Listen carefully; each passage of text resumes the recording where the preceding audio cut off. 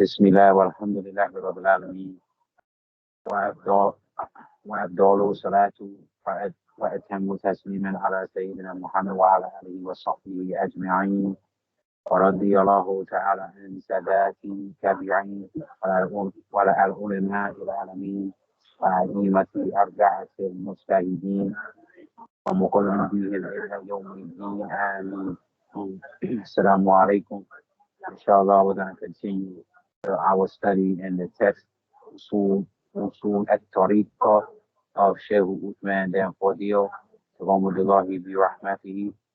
I mean, and last time we had we left off on the introduction of the text, which gave the five usul of the path, as explained by the knowing scholar Abul Abbas Ahmed ibn Muhammad ibn Isa, more famously known as Zoro, Rahimullah. And Assalamu alaikum, Mata. And in those five usul, we covered the Sheikh, he had listed them as the first being taqwa of Allah, secretly and openly, following the sunnah by word and deed, shunning people, al-irad and khulq, in their comings and goings, and arida and Allahi, contentment with Allah in little and in much, and arruju'u illallahi, resignation to Allah during prosperity and adversity. So continuing, then the next thing the Sheikh gives is how to achieve these above five. How do I attain these these five usul? How do I actually get on the path? How do I implement them? And firstly, he says that the achievement of the fear of Allah or taqwa of Allah is by means of sincere piety, wara'ah, and uprightness, istiqamah. And this brings me to remember in Imam al-Haddad, Rahimullah's text, the Book of Assistance, and how he had defined wara. He defined wara as scrupulousness, like making that extra effort, taking your deeds serious, being scruple, having wara, dedication and diligence, and pushing yourself to obey the commands of Allah subhanahu wa ta'ala. And uprightness is istiqamah. And this is the greatest karamat that Allah subhanahu wa ta'ala can give to any seeker of nearness to him, of any Muslim, is uprightness. If Allah gives you uprightness, this means you are upon the right path. You are practicing and adhering to the Quran and the Sunnah to the best of your ability, more than likely better than others. But the point is to the best of your ability. So the first way to achieve the first asl of the five usul, which is first taqwa of Allah secretly and openly, is to have wara and istiqamah. If you have scrupulousness in what you're doing, which is the push, the extra effort to be scrupulous, to not play no games with your deen, that's going to increase you in your taqwa, openly and secretly, as well as uprightness. You are upright. You are upon what's correct. You strive to establish the haqq within yourself, around yourself, and with others. This is going to help you to achieve that taqwa of Allah openly and secretly. And it also gets me to thinking about sabr in this aspect. As my teacher, Imam Amin Hafidullah, Imam Amin Muhammad Hafidullah, he said that the scholars have explained sabr as three divisions. The first is having sabr with the commands of Allah, and then having sabr and implementing and striving to practice and adhere to the sharia. You have to have patience in that, and then having patience in the obstacles that come with that. You have to have patience to have wara. If you want to have scrupulousness, you must be patient upon your path of striving to adhere to the sharia, striving to implement the sunnah of the Prophet sallallahu alaihi wasallam. This takes discipline and dedication and effort. It takes wara, scrupulousness, as well as uprightness. You must be upright. And istiqamah is what's going to give you that taqwa secretly. This is another, like I said before, protection from riyah. When you have that uprightness, when one is upright, when one is upon what's correct in his uprightness, and Allah gives him istiqamah, Allah makes his feet firm. He gives him yaqeen, he gives him sincerity, he gives him fiqh, he gives him understanding of his being, and then he gives him a high level of iman to practice that understanding of the deen. So you need that wara and that istiqamah in order to have that taqwa of Allah ultimately secretly. And then the second one is following the sunnah by word and deed. How do we achieve this? The Shaykh, he says, the achievement of following the sunnah is by means of tahaffudi, conservation, and excellent character, husnul khulq. As the Prophet sallallahu alaihi wasallam said, I was not sent but to perfect and complete good character. Good character, adab is important. And what is conservation? Tahaffudi, preserving, conserving, conservation of the sunnah.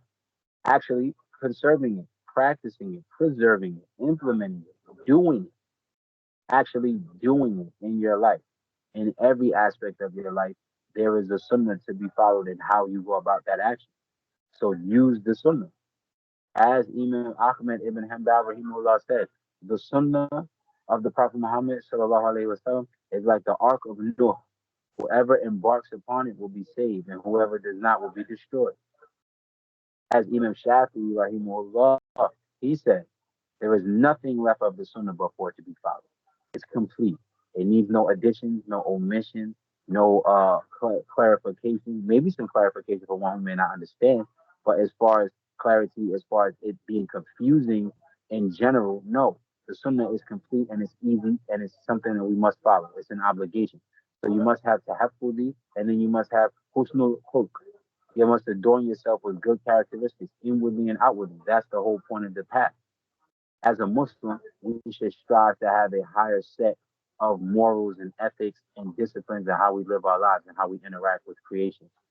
So it's important. So now he gives you the second means of achieving that second asr. If you want to implement this, follow the sunnah in word and deed, you must first have tahafudi, and you must have husnul khulq. You must have conservation and you must have excellent character. Because that is the sunnah. The Prophet ﷺ is the best example of character. As Allah subhanahu wa ta'ala says in his noble book, that in my messenger you have the greatest uswa, you have the greatest example or the finest example. He was chosen to be the best of all the prophets and messengers and to lead all of mankind from decadence, from ignorance, from darkness to the light of Iman, to the Sirot al-Mustaqim, to Allah subhanahu wa ta'ala. So this is why it's important that we must follow his sunnah. There is no other way to get to Allah but the path of the sunnah. And then the third usul was shunning people coming and going. And we explained this. And the Sheikh, he says, how do we achieve this? He says the achievement of contentment of rida with Allah excuse me. No, wait a minute. That's not explained. I'll skip one. So how do you shun people coming and going? Basically, as I explained before in the last class, what that means is it's a form of zuhud. You take what you need. You only deal with the people for what you need to deal with them for. Outside of that, you should be home with your family or striving to be nearer to Allah. Don't waste your time on frivolous conversations. Don't waste your time on frivolous things. Don't don't be heedless. Don't be lazy. And don't, because those things are makruh because they lead to the haram. When you're lazy, this is from the shaitan that the Prophet ﷺ told us. When you're lazy, you'll be lazy in your worship. You'll be late for your prayers without validation. You won't have the same zeal to do anything. You're never going to do any extra dhikr or sunnah prayers because you're lazy. You barely want to do your obligations. You have to seek refuge from this. So this is so, and a part of that is mixing with people frivolously, especially of the opposite sex that we're not mahram to. This is something that Muslims, and I'm only going to speak from my experience, but it seems like in the West, this is more prevalent. It might be done more behind the scenes in other cultural and ethnic groups, but as far as American Muslims, this is out in the open. Men and women just mixing together, especially with non-Muslims, because we live in a non-Muslim country. So you might be super Muslim in your neighborhood and super conservative in your community and your family. When you go outside those doors, now where's the taqwa secretly and openly?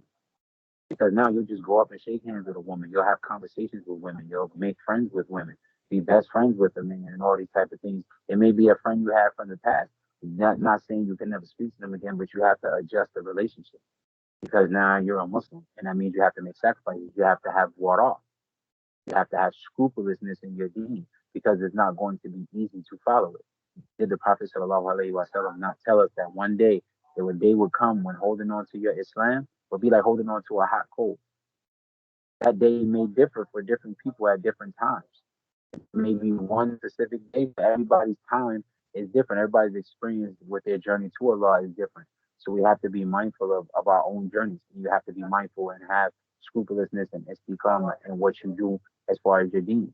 You have to be dedicated to it. You have to put the discipline in, and that starts with making sacrifices. So when you shun people coming and going, you only deal with the people as you need to. This goes for a man or a woman. As Sheikh Ahmed Obama Rahimullah said, it's not just the women who shouldn't be out and about without permission or reason. A man shouldn't be either. Most Muslim men, when you become an adult, you need to be getting married. If you're not, you should be striving to at some point. So once you have a wife, you should be with your wife and your children, with your family. Well, who is better to be within your family or your companions studying, going to the masjid, going to the zawiyah, if that's what they have available, or meeting up at a brother's house, the sisters and brothers together, the sisters wherever they are, the brothers where they are, studying, doing things, positive things, even having fun, but doing it as Muslims amongst other Muslims in a halal manner. We shun people that we don't need to be around, and we shun things we don't need to be around. You deal with them for what you need, and outside of that, khalas. And then he gives the next way to achieve. Now he's talking about the rida with Allah subhanahu wa ta'ala, contentment. He says the achievement of contentment with Allah is by moderation, qana'at, and consigning matters over to Allah, tafweed. So the means of achieving contentment is qana'at and tafweed, moderation, not having extravagance in anything, moderation in your food, moderation in your clothing, moderation in your living, moderation in your do. It should be in moderation. The path of tasawwuf is not to make you a hermit. It's not to make you a bum. Islam does not encourage poverty. Some people misconstrue I'm more righteous because I'm poor and I'm ashy and I wear a thobe all day that I don't want to wear one. That you can have nice things. The Prophet ﷺ said that Allah loves beauty and He loves the beauty to be displayed on His slaves. Everybody's financial situation is different. Allah provides to whom He provides, and He gives some to others and less to others. That's not the point. You may be able to afford Louis and all those things, but you still should be moderate. Even if you make a lot of money, even if Allah has provided you with a lot of risk, be moderate in your spending. Be moderate in your eating. Be moderate in what you indulge in. Even with your wife, you shouldn't be oversexed. You shouldn't be over talk, over everything. Don't be extreme. Everything is the middle course. We are the moderate people. We are a moderate religion. Balance. You don't go too far right. You don't go too far left. You try to find that balance. That is qana'ah, moderation, being moderate in things. And this will give you rida, because when you are moderate, you don't overindulge. So when you don't have, mashallah, you're okay. And when you do have, mashallah, I'm okay. I have just enough of what I need no matter what. I'm content. I don't need more. I don't need less. I'm good with what I have because I live a moderate lifestyle. Even if I make a lot of money, I spend it moderately. Many people that make good money aren't very charitable. They spend a lot of money on themselves, but they won't spend that same amount of effort and money on helping the poor, which Allah commands us to do. So we have to be mindful of these things. You have to have qana'ah, you have to have moderation. And then tafweed, consigning matters off to Allah. Tafweed in this context is different than, it's similar to the tafweed when it comes to the ayat of the Quran that speak on the self of Allah. Tafweed was the way of the majority of the Salaf, meaning they relied upon Allah with the meaning. They left the meaning to Allah. That's what the Shaykh is saying. Do tafweed in your life. Leave the matters to Allah. Consign all your matters to Allah. When you do this, it takes stress and anxiety from you. Why do I need to stress about where this next piece of money, what is this going to do, when is this going to happen? I consign it to Allah. When Allah decrees it for me, what happened? In the meantime, I will have wara, and I will have determination, and I will have istiqamah, and I will continue to push forward. Because Allah subhanahu wa ta'ala tells us, Inna Allah as-sabirun.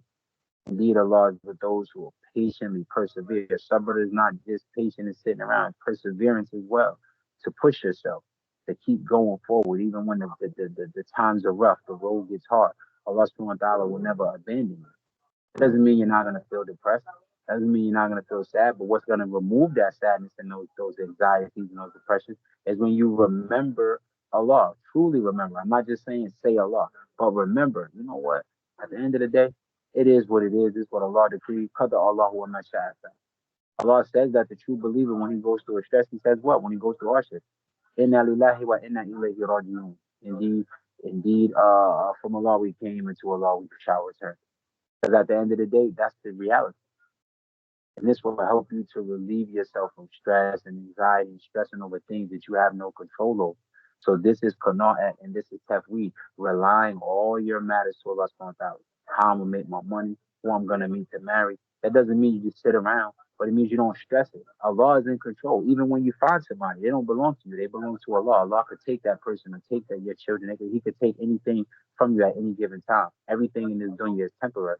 So you should enjoy it more. When you have that tafweed of Allah, you will appreciate what you have more. This will make you more have more shukr with Allah. Be grateful because Allah didn't have to bless you with His bounty. Allah didn't have to give you somebody to love you. Allah didn't have to give you children that get on your nerves and make you smile at the same time. Allah didn't have to give you two eyes and two legs and limbs to walk and talk and eat. Allah didn't have to make you handsome or whatever. Allah didn't have to do any of these things for you. You are in need of Him. He's in need of nothing. So when you rely all your matters and affairs to Allah subhanahu wa ta'ala, this will remove these anxieties and these issues. These are the cures for these ailments. Remembrance of Allah subhanahu wa ta'ala. So then the Sheikh he continues and he talks about now how do we achieve rujua, rujuu, resignation to Allah during prosperity and adversity. He says the achievement of resigning to Allah is by being in a state of praise, hamd, and thankfulness, shukr, during prosperity and taking recourse to Allah, laja'u, during adversity. This is important. He says in order to truly achieve resigning to Allah is by being in a state of praise, of hamd and shukr during prosperity. When things are going well for you in life, whatever those things may be, don't forget Allah. Remember Allah. Be thankful to Allah. Alhamdulillah. How many of us do the prostration of thankfulness? Prophet Sam would always do whenever he got good news. How many of us get down in sujood and praise Allah subhanahu wa ta'ala and thank Him and prostrate when you get good news? Many of us don't. You don't need wudu. You don't even have to face the qibla. None of that. As long as there's not a place of mention, you can prostrate right then and there. Allahu Akbar. Boom. Be thankful. And even if you don't do that, at least be thankful within your heart and in your mind and even on your tongue. Have hamd and shukr of Allah during prosperity. As the Prophet ﷺ told us, remember Allah in times of prosperity and He will remember you in times of hardship. Remember Him in the good times and He'll remember you in the bad times. This is what the Sheikh is telling us. He says to have hamd and shukr during prosperity and then taking recourse to Allah during adversity. Laja'u. But now, when things aren't going well, you don't go into the dunya, you don't complain, you don't go crazy, you don't get depressed, you don't kill yourself, you resign it to Allah. You turn to Allah even more sincerely now. Not just to relieve you from it, but to give you patience to endure whatever He's put before you. To make it where you won't even ask Him to relieve it because you're so in tune with Allah subhanahu wa ta'ala, you're so connected to your Lord that you know that this is a test for you and a mercy or maybe an expiation of some sin, and you ask Allah to give you strength to pass that test. Look at the example of the Prophet Yusuf, alayhi salam, who was falsely imprisoned, and when he had the opportunity to leave, what did he say? I don't want to leave. Can you go talk to the Aziz and get my story straight, clear my name? And he sees that I never betrayed him, and then I never pursued that woman. Then I will leave this jail. But I can't leave this jail until my name is cleared and my honor, because I'm upon istiqamah, I'm upon wara. I have tafweed in Allah. This is what the Anbiya had. This is why they were able to endure trial after trial after trial and the hardships that came with calling people to Allah subhanahu wa ta'ala. Ignorant people. We forget that we used to be jahiliyyah too. We were ahlul jahil too. We were people of ignorance too. And somebody, whoever Allah guided or facilitated for you to find Islam through whatever book, whatever experience, Allah brought you to the deen of Islam. And now we have to bring others to the deen of Islam, but it starts first with us actually practicing this. Islam is heart, tongue, action. Heart, word, deed. It is not just enough to say you're a Muslim, but at least I don't do this, we don't care. You have to go all in or you're not all in. And this is all a part of the foundations of the Tariqa. So this is beautiful advice from Sheikh Zarub. So I'll go through them one more time. He says, these are how you achieve those five usul. He says the achievement of taqwa is by means of sincerity, of sincere piety, wara', and uprightness, istiqamah. And then the achievement of following the sunnah secretly, excuse me, by word and by deed is by means of tahaffudi, by conservation, and husnul khulq, excellent character, which is something that is definitely always promoted in tasawwuf. Whoever has outdone you, as my teacher Imam Amin Muhammad Hafidullah teaches us, whoever has outdone you in adab has outdone you in tasawwuf. Adab is so important in Islam. Your character, your mannerisms, and what is the best character for us to refine ourselves with, to emulate the character of the Prophet Sallallahu Alaihi Wasallam, who was described as what by his wife Aisha Mu'minun radiallahu anha. She said he was the Quran. That's the goal. We talked about this in the other class about a kutub, a pole. Prophet Sallallahu is the kutub of all actors. He is the one we should be trying to emulate. He is the one who will take you to Allah subhanahu wa ta'ala through emulating him, through following his way, through practicing his teaching, through understanding and benefiting and implementing from the philosophies that he taught us. This is the path to Jannah. There's only one sirot, and that is the sirot of the Sunnah. That's the only way we're going to get right, is to emulate the Prophet Sallallahu Alaihi Wasallam. And then the Shaykh, he says, the achievement of rida, contentment with Allah, is by moderation, qana'at, and consigning matters over to Allah, tafweed. Then he says the achievement of resignation to Allah, or ruju'u, is by being in a state of hamd, of praise and shukr during prosperity. When things are going good, remember Allah. Be grateful. We also learn this story in Surah Al-Kahf. We learn the lesson of this. When the man with the gardens, the man with the two gardens was arrogant, ungrateful to Allah. What did the believing man tell him? Why didn't you just say MashaAllah or praise Allah for what you have? Perhaps he would take all of this from you tomorrow and give me something better than you, because the man bragged, I got a bigger claim than you, I got a better garden than you. This will never, and even if I die, I'm gonna have this. This is what we hear rich people say now. I'm richer than God. I got all the money in the world. Who could do anything to me? I'm God. I'm all powerful. Can't do nothing. I got money. And then then they die. Well, now what good is your money? Now what good is all your arrogance and your big talk? Now it's only one conversation you're gonna have now with Nakir and Munkar, and you better have the right answers, or you're gonna have a real rough time in that grave. May Allah protect us from this. I mean, so we have to be mindful and have hamd and shukr during prosperity, whatever the prosperity is. When you happy if Allah bless you with something, alhamdulillah, be grateful, inwardly and outwardly. And we know from Sheikh Akhud Abamba Rahimullah teaches us that even when Allah gives you a lot of risk, when He increases your sustenance, and we talked about what risk is. Risk is anything that you're given, any and everything that you have, even if it's from haram, it's from Allah subhanahu wa ta'ala. So when Allah provides for you and you use that provision with haram, this is disobedience to Allah. When you use it to disobey Allah, when you use it in heedlessness to Allah. We have to be mindful of that. And then he says, to have laja'u during adversity, to have recourse with Allah. You turn to Allah. We don't go to the way of the shaitan. I need some money, so I'm gonna go pull a move, robbery, whatever illegal activity I'm gonna get myself involved in, because that's dunya. That's the dunya way. My dunya is telling me, and the shaitan gonna play on that. You got bills, you got mouths to feed, you got a woman, you got this, you got that. But if you got a good Muslim woman at home, she's gonna say that we're gonna turn to Allah.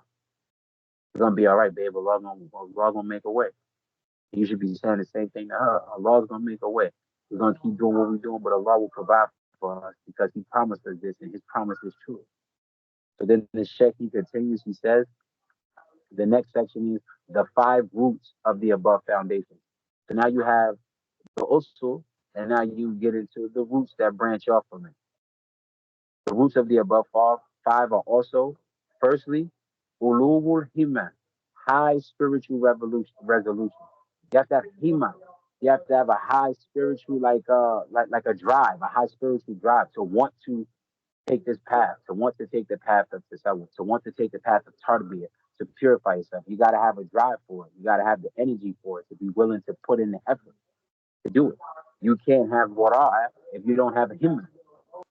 So then next is uh Usul the guarding of sanctity. How my teacher explained it to me, like the guarding of the prayers, of the obligatory acts, of the commands of Allah Subhanahu wa Taala. You guard them. The guarding of sanctity, things that are sacred in Islam. You guard them. You preserve them. Hifz, like memorizing the Quran, following the Sunnah, reading the Hadith, memorizing them, implementing them, reading the Quran on a regular, making sure you know learning your fiqh and practicing it correctly. All these things are guarding the sanctity of Islam. Just like the woman, we should guard her. This is sanctity, preserving our adab with the opposite sex, preserving our adab with each other, even with our enemies, with the non-Muslims. All of this is hif. This is all hiful hurma. And then he says the perfection of service to Allah, husnul khidmah, husnul khidmah, good service to Allah, the perfection of service to Allah. So you strive to perfect your deed, strive to perfect your salawat, you strive to perfect your adab, you strive to perfect how you carry yourself as a Muslim in service to Allah. So when you to serve mankind is to serve Allah subhanahu wa ta'ala. So khidmah, this is one of the three principles of the Muridiyya path. Indigo, obedience to the Sheikh. Secondly, khidam, service. And third, hidayah, guidance, calling to them. It's the same thing. Khidmah, husnul khidmah. So you want to have perfection of your service to Allah subhanahu wa ta'ala. When you are serving Allah subhanahu wa ta'ala, when you are striving to worship Allah subhanahu wa ta'ala, and you are striving to do what Allah subhanahu wa ta'ala has commanded you to do, you strive to perfect it. You preserve it, meaning it's something you hold on to, you take care of it, you treat it with respect, and then you strive to do it. And then he says number four, the permeation of firm intention. Nufutul azma, having a sincere niyat. The Prophet ﷺ said, "Innama lamalu bin niyati, wa innama likuli amra'u manawat." Indeed, every action is commensurate by intention. Everyone will get that which he intends. So always make sure that you have a firm intention. Firm niyat. Do what you're doing. You want to strive for tarbiyah, have the intention to do it for the right reason. Everything you do should be ikhlasullah. Ikhlasullah. Everything you're doing should be the goal is Allah. Point blank period. So you have to have the firm niyat. And then the fifth is ta'zim al-ni'mah, the glorification of blessings. As it was taught to me, this is like being happy with the better cut that Allah gives you. Not bragging about it in an arrogant way, but being grateful for it. And how do we show gratefulness to Allah subhanahu wa ta'ala? By obeying Him. Being grateful. Somebody, alhamdulillah, bro, I just got new jazz in this class. Or I just memorized this surah, whatever. Share these things with your wife, with your children. Praise your children. Make sure they're happy when they finish a surah or memorize something. Make it a celebration.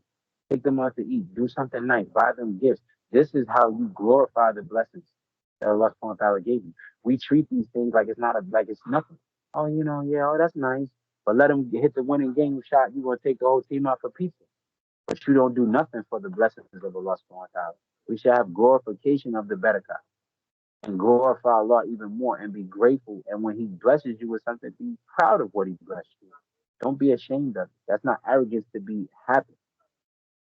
You don't have to be arrogant to be grateful to Allah subhanahu wa ta'ala. Be proud that Allah subhanahu wa ta'ala facilitated tawfiq for you. There's nothing wrong with it.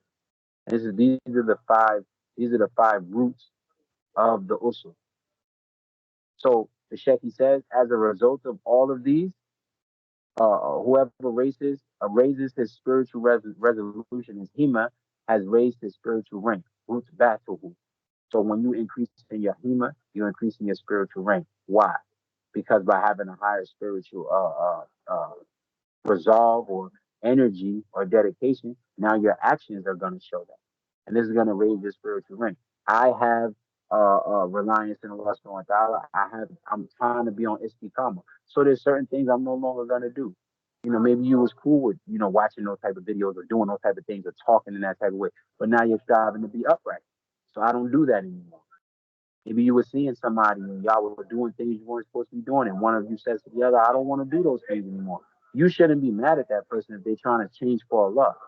This is a good thing. They're trying to be upon what's upright, and you should be too. We all should be. So this is all a part of raising your spiritual rank.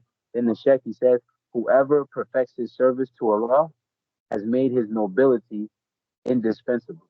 He's made his no. So whoever perfects his service to Allah has made his nobility indispensable, meaning he is an asset to the community. He is a needed person in the community. Even if he's not an alim, he may not be very highly learned, but he has perfected his service to Allah. He prays his prayers. He abstains from the haram. He strives to be upright. He's upon tafweed. He has shukr and him during prosperity. He has reliance on Allah subhanahu wa ta'ala in times of hardship. He has contentment with Allah in his good or bad. He has perfected his service. He preserves the sanctity of his ibadah, of the things that Allah subhanahu wa ta'ala has sanctified in his deen. He has a high spiritual resolve. And this is going to attract people to him. This is going to make people want to learn Islam. It's going to make other Muslims want to brighten up and be around him. This is the kind of person that is indispensable. This is why the Sheikh said that his nobility will be indispensable. He didn't say perfecting your service to your Sheikh. Be careful with this in studying Tasawwuf because some Tariqas, they aren't upon Quran and Sunnah. It's just the reality. Everything's about the Sheikh, the Sheikh, the Sheikh, the Sheikh. They got pictures of him everywhere and they're obsessed with the Sheikh. It's not about the Sheikh. It's about Allah. The Sheikh's job is to take your hand and put it in the hand of the Prophet Muhammad and he's going to take you to Allah. Point blank, period. We discussed in the other day about a weird, what the weird consists of. Praise of Allah, prayers upon the Prophet, and seeking forgiveness. This is the foundation of tarbiyah, of one who is trying to traverse the path of tasawwuf. That's why this text is called Usul at Tariqa. It's the foundations of the path for one who's striving to get on the path to heighten himself as a Muslim. That's what this is about. And this is what the Sheikh is explaining. So whoever perfects his service to Allah has made his nobility indispensable. And whoever implements his firm intention, but he's now telling us about these 5 rules, how you accomplish them. So first he says, whoever rates, first is himma, his spiritual resolution. He says, whoever raises his spiritual resolution has raised his spiritual rank. Whoever perfects his service to Allah, khidma, he has made his nobility indispensable. Now he talks about firm intention. Nufut al-azma. He said, whoever firm intention makes his guidance persist.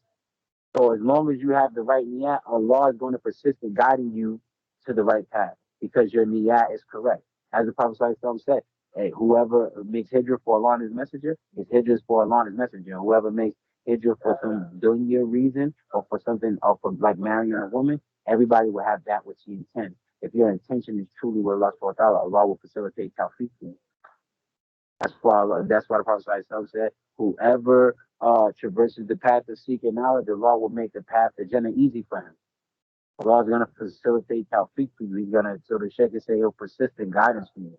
And then he says, whoever glorifies blessings is grateful. By glorifying your blessings, you glorify Allah subhanahu wa ta'ala, and you are appreciative of it by not using it in haram. You are appreciative of it by not becoming arrogant, by not throwing your better card away, by not being ungrateful to Allah subhanahu wa ta'ala. And then he says, and whoever is grateful merits increase in blessings because of the truthful promise of the benefactor. Allah subhanahu wa ta'ala promises us that if you're grateful when he blesses you, he will increase you in your blessings.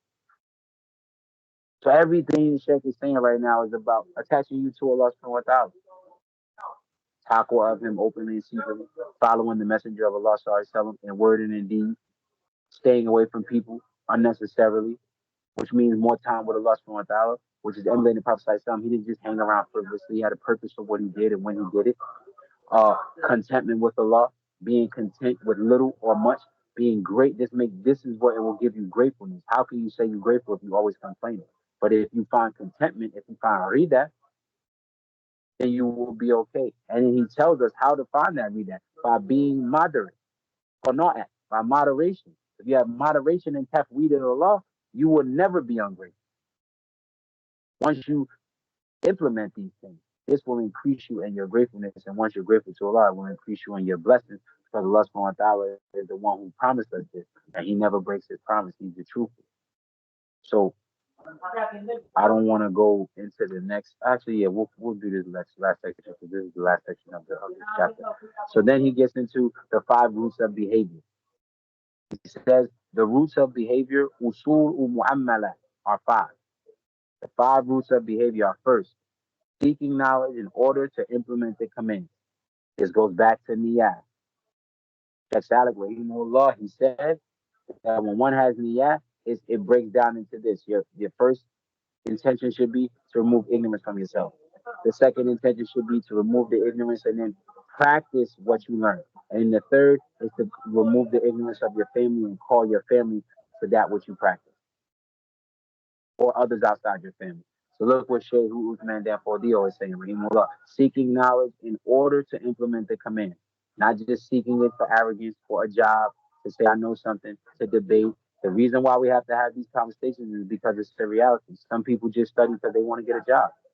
Some people study because they want to be able to argue. Some people study because they're just interested in a language or something, but your intention is what matters. You must seek knowledge in order to implement the commands. That's why knowledge is not complete. You haven't completed the rights of knowledge until you first practice that knowledge. This is what Sheikh Salih Mullah taught us. Knowledge has a right over you. If you get knowledge and you don't implement that knowledge, then you haven't completed the rights of knowledge upon you. And the Prophet ﷺ obligated every Muslim man or woman to seek knowledge. It's an obligation. He made the dua. Ya Rabbi zidni ilmi. Oh my Lord, increase me in knowledge. Increase me in knowledge. And that Sheikh Salih Mullah said, don't just give me knowledge, but give me understanding. Protect me from speaking about that which I don't understand. Fahmi. Not just ilm, but fahmi. And how do you get fahmi? You must have ilm, you must have memorization, you must have practice, and that will give you understanding. In that order, you have to have wara. You have to have scrupulousness. You have to do the work, put in the effort. This is a part of the deen. So the first root of behavior of the usul is seeking knowledge in order to implement the commands of Allah subhanahu wa ta'ala. Then secondly, keeping company with the sheikhs and the brothers in the path in order to attain inner sight. Basically what we're doing here, but in the realm of tasawwuf, keeping company with the sheikhs and the brothers who are upon the path that you specifically may have taken a tariqa, or just other people who practice tasawwuf. Learning different awrad, dhikr, spending time with these people. This is going to encourage you because you may be rough and hard. But when you're around a lot of brothers and they're soft spoken, they're very forgiving, they're very humbling and sweet, this will soften you. This will open you up for you to be a little bit softer, for you to be kinder. So you need to be around you. You need that brotherhood or that sisterhood. This is why we have to choose our companions wisely. Sometimes the best people to be around may not be those who we are socially used to being around. You might not have as much in common socially, but maybe that's because you need to change some of your social norms. It might be you that needs to change, not the people that you're around. So keep it coming with the sheikhs and the brothers in the path in order to attain inner sight. The inner sight, the basirun, the sight of the heart. Meaning this will enliven your heart. It will soften your heart. It will open you up. You might not have, you might be new to this. So, maybe being by yourself isn't the best thing. You go, you do some dhikr with some brothers, read some Quran. You're like, nah, I really enjoyed that. I really liked it. Now you have a smile. You have a pleasant memory. You can't wait to get back around these brothers. You can't wait to get back around class. You can't wait to get back around those sisters to study and to enjoy and to remember Allah. This is what the being around the right people will do for you. This is why the ulama, they say that there are different types of people that you should be around. Some people are like medicine. You need them when you need them. When you're going through ills, you need that person to help you. And then he says some people are like air. You have to be around them. Just their presence reminds you of Allah, their face, everything about them. Just a gaze at Imam Amin Muhammad, Allah told us, just the gaze of one of the awliya or a righteous scholar can change you. Just the look. And it's a look from the heart, not just from the ocular vision. And then thirdly, you have some people that are the disease, and you must remove them from your life. And that's the hardest thing for us, especially as reverts who have kind of been strained one foot in, one foot out. We didn't, some people take their shahada and they go full-fledged Islam and they cut everything off from the rip, so it's easier for them. But some of us, we backtrack.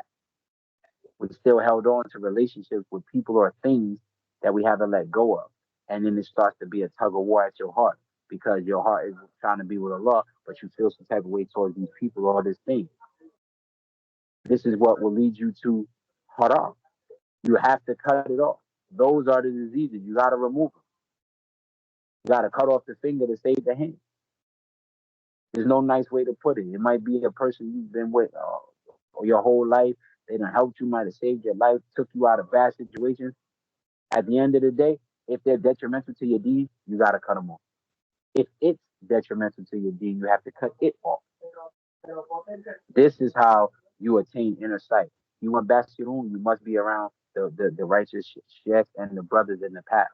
Whether, like I said, specifically a Tariqa that you took, if you are following the Tariqa, for anybody who may see this video of me following the Tariqa, be around those brothers that are from the Tariqa. Be around your sheikh or whoever your murshid is. Be around those brothers who make you remember Allah and enliven your heart and open you up to the Prophet ﷺ and to his way and to sending prayers upon him and to praising Allah subhanahu wa ta'ala and to perfecting better character for yourself. It's not just about sitting around saying dhikrs and chanting.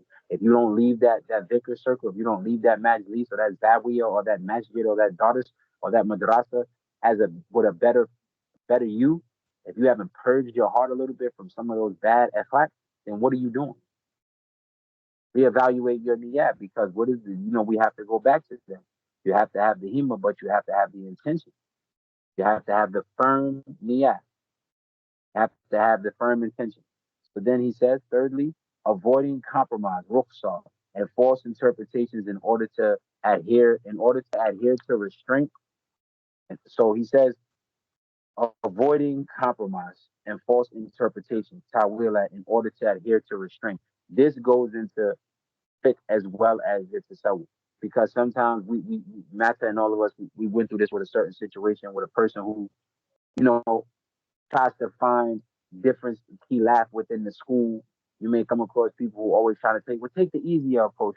I don't want to take my socks off all the time, so I'm gonna find that ruling that supports me so I can wipe over these socks or wipe over my sneakers or whatever the issue may be. I want to wipe over my kimar, and I don't want to have to take my kimar off. So even though I might be Maliki or studying the Maliki school or whatever school I'm studying that may not be cool with me wiping over it, I'm gonna go out of my way to find the rukhsah just because I want to be lazy. That's what he's talking about. Don't avoid compromise and false interpretations. A false interpretation is something that's like you're taking it as something that is really not. You're interpreting it incorrectly to fit your whims. Like some of the scholars say, the one who is aklu sunnah, one hadith is good enough for him. But the one who is ahlu hawa, the people of desire, he will look for 1,000 of them until he finds the one that supports his feelings. We see that a lot in the West. We'll go search. A person will never do no research for themselves or just to benefit themselves or others. So they argue to prove a point. Then they'll go through every book they got. They'll research. No, I looked it up. You can't do that to me. And this, that, and the third. And I have rights. And this is what they'll do. A sister will never pick up a book and read for herself till it's time to get a husband. She won't argue with him about her rights. Now you want to be a sheikh. Now you want to get into all these books and notes and hadiths and downloading. Where's all that energy for you to get closer to Allah for yourself? Where's your niyat? You see, so avoid compromise. Don't look for the easy way out. Sometimes things may seem a little bit difficult, or I don't want to, you're in doubt about your wudu, but you want to try to act like you're not. These false interpretations when you don't remember if you made wudu or not. If you have doubt, go make wudu. Why risk your prayer being invalid? If the sheikh gives you a certain hour to do and you feel it too much, tell him that. Can I lower the number? That's a lot for me. But is it really a lot, or you just lazy? We false interpretations. We know about many people who understand some of the ayahs about the that of Allah. They take them literally. These false interpretations is incorrect. People go to unqualified people to get fatwa, so to speak, on real issues. You see it on Facebook all the time. A person will post a serious, intense question and just go off of the comments, and people just jumping on the comments that have no knowledge, don't know what they're talking about, and just speak. It's very dangerous. These are false interpretations. The rukhsah is a mercy. Yes, for example, you can break your fast when you travel if it's going to be a hardship for you, but if you can handle it, why not fast? Why you looking for an easy way out to break your fast? You made sure you plant that trip right at the second week of Ramadan. You knew that was a possibility of Ramadan, just so you can avoid it. And what are you taking the trip to go do? Something possibly haram or makruh. We have to be honest with ourselves about the things we do. Why are you looking for loopholes in the religion? Allah already made it easy for you. It's not hard, but you got to make a little effort. So we have to be mindful of this. So avoid the ruqsa and false interpretation, ta'wila. In order to adhere to restraint, it's better to adhere to restraint, to be disciplined. Restrain yourself. As Sheikh Mujahid Hafidullah teaches us, ride your nafs. Don't let your nafs ride you. Have restraint. Don't always look for an easy way out. To avoid restraint, adhere to the restraint. Adhere to the sharia. But Allah subhanahu wa ta'ala forbid it, just stop doing it. Stop trying to look, well, I mean, he said it's husky, but this isn't it's not alcohol, it's lean. It's not the same. I'm not really high, but I'm just, I'm mellow. Stop it. Stop it. It's all coming. These are the type of little deceptions and delusions we tell ourselves to justify supporting our feelings. I mean, we almost married. She's basically my wife, but she's not your wife, so she's your wife. He's not your husband, so he's your husband. It's just that simple. You can have feelings, and that's cool. But still, if a person brings it to the light and tells you that we got to be realistic about it, you may not like it because of your feelings. You may not like it because it's a woman telling you this. But you got to accept it. Same way, vice versa. We have to be realistic with ourselves. We can't look for loopholes in the religion just to support our desires. So that's what the Sheikh is saying. This is from the roots of behavior to avoid compromise and false interpretations. To avoid that in support of adhering to restraint. It's better to have restraint. As Allah subhanahu wa ta'ala says in the Quran, he says that the one who controls his lower desires, who fears the last day and controls his desires, for them will be Jannah. And this is one of the foundational ayahs of Tasawwuf. For the one who remembers his Lord in the last day and restrains his lower desires. He remembered, and I believe it's in Surah 42, ayat 11. I could be wrong, but that's what I believe it is. I know, or 12. But for those who fear their Lord and remember the last day, the standing on the last day, and restrain their lower desires, for them is Jannah. That's what we're striving for. Taqwa, restraint. Think about the Prophet Yusuf alayhi salam. All of the Anbiya had opportunities where they had to restrain their anger, their emotions. When the Prophet saw Hamza desecrated like that, what did he say? He said, I will do this to every one of them. And Allah said the ayah down and said, no, you won't. You won't do that. But that was his emotion. So he had to restrain himself. This is the man he loved. This is the man who supported him when nobody did. And they desecrated his body like that when he was in war. And the Prophet was angry. He was hurt. He loved his uncle Hamza. He stood with him when other people did it. He protected him. He was very upset about this. Allah said, no, he will not respond that way. You don't think that he was still a man? He had to restrain himself. The Prophet Yusuf, alayhi salam, when Aziz's wife came for him, what did he say? Oh, Allah. He turned to Allah, help me, for I fear I will fall into the wrongdoing of the wrongdoers. Even though he was Mahzoom, he still turned to Allah. So what about us? He restrained himself. The Prophet Ayub, his wife said, you're the messenger of Allah. Why don't you just ask Allah to relieve you? He got so upset, he swore oath to whoop her 1,000 times. And that's why Allah made the rukhsah for him to put all the leaves together and hit her once so that he would keep his word. Because he wasn't really mad with her, but he was trying to make a woman, I'm the prophet of Allah. I'm not asking him. I'm going to be patient. I'm going to have sabr. He had to restrain himself. This is why Musa alayhi salam asked for Harun to back him up because he knew he had a speech impediment. And he didn't want to allow himself to cross the line with Fir'aun. He restrained himself, talking to the most arrogant man in history, to a man who called himself a god, to a man who felt he was better than everybody else and everybody should serve him and be under him. You got to understand who the NBA were calling to. You think people now are rude and ignorant. These are some of the most rudest and wealthiest and arrogant people you could think of. The rich people you think is rude, they're nothing compared to these kings back in the ancient times. They were horrible. This is who they had to call to. Well, Prophet Sallallahu writing a letter to telling them, I'm the messenger of Allah. You need to accept Islam. and they rip it up, maybe kill one of his messengers if they one of the delegates that was sent. The type of responses they gave. So we have to be mindful of this. So don't look for the ruksa or false interpretations in opposition of restraint. Use restraint. So then lastly, the Sheikh says, maintaining the exact times of the awrad in order to attain presence with Allah. So basically, when you set a specific time after the morning prayer, after Asr, after Witr, whatever time it is, stick to that time. Always keep that time. That is your time to be present with Allah, meaning present in mind and in heart. You're focused. You're away. You have hulwa with Allah subhanahu wa ta'ala. I don't care if it's 10 minutes. Take that time. My teacher said that's what it means, that presence with Allah. You're taking time away from the dunya, away from the wife, the husband, the kids, the everything. You're taking away from that to focus on Allah subhanahu wa ta'ala and only on Allah subhanahu wa ta'ala. That's what you're doing. And then being suspicious of the nafs in order to abandon corrupt passions and to be safe from errors. Always be suspicious of your nafs. Kind of question your desires. Why do I want that? Why do I feel this way? Is it for the right reason? Do I deserve him? Do I deserve her? Do I deserve this? What am I doing it for? Always question your nafs. Why should we always question our nafs? To abandon corrupt passions and to be safe from errors. If you question your nafs and always question your desires, what am I doing it for? That question will preserve you, it'll protect you because maybe you're doing it for the wrong reasons. Maybe you want something that you don't need or you shouldn't even have at all.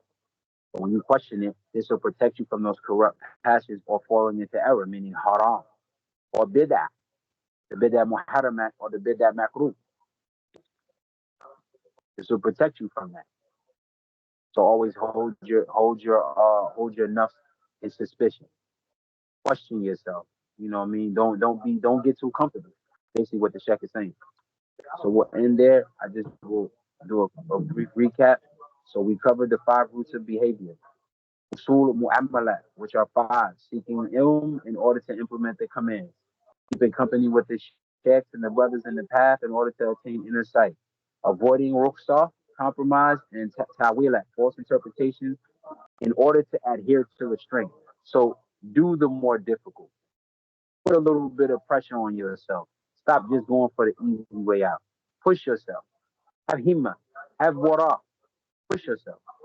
And then maintaining the exact times of your awrad in order to attain presence with Allah. Because the Prophet ﷺ said that Allah doesn't love for any deed to be done, no matter how big or small, but that it is done consistently. If you're going to do an awrad, you're going to take a certain time of the day for remembrance of Allah. Stick to that specific time. Pick a time that is good for you and your busy day that you can take out 5 to 10 minutes for Allah subhanahu wa ta'ala and be consistent in it. And then lastly, be suspicious of the nafs in order to abandon corrupt passions and to be safe from error. This is very, very beneficial text. It's short, but it's very beneficial. So we already have the 5 foundations of the path. We have how to achieve those 5. We have the roots of those 5, and then we have the 5 roots of being.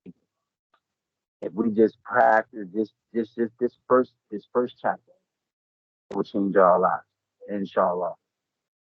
Having that fear of Allah secretly and openly, following the sunnah in word and deed, shunning people coming and going, contentment with Allah in little and much, resignation with Allah during prosperity and adversity, and then taking the means to achieving those, having wara and istiqamah, having tahaffudi and husnul khulq, having qana'at and tafweed with Allah, moderation, reliance upon Allah, having hamd and shukr in times of prosperity, and then having laja'u in times of adversity.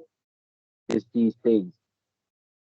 And then the roots of them, having that high spiritual resolve, the ulul himma, and you ask Allah to continue to give you himma, guarding the sanctity, hiftul hurma, preserving the sanctity of your of what is sanctified in this land. Whatever Allah has made sanctified, whatever the Sharia has covered, you preserve it.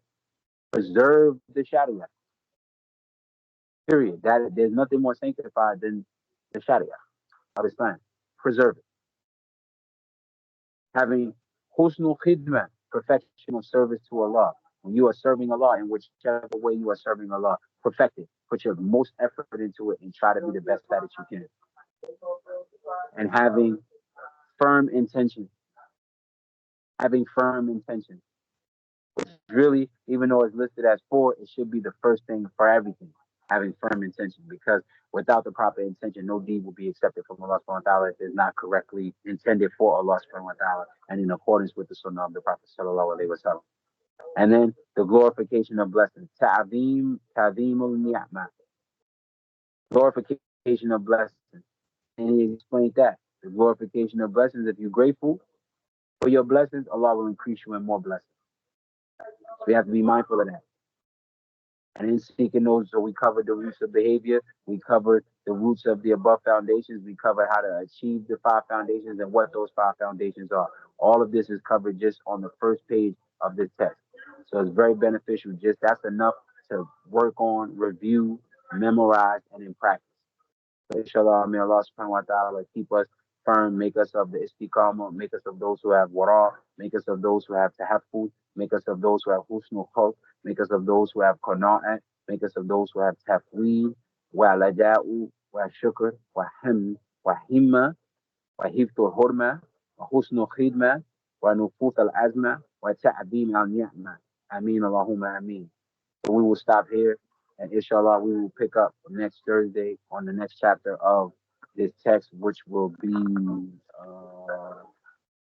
is the results of the spirit of we will be continuing on that which undermines the five roots of behavior. So we covered the five roots of behavior. Next week it'll be that which undermines the usul mu'amala. I will end it here. Alhamdulillahi Rabbil Alameen wa salatu wa salamu ala ashraf al-mursaleen Sayyidina Muhammad wa ala alihi wa sahbihi wa muqtadi. Ameen.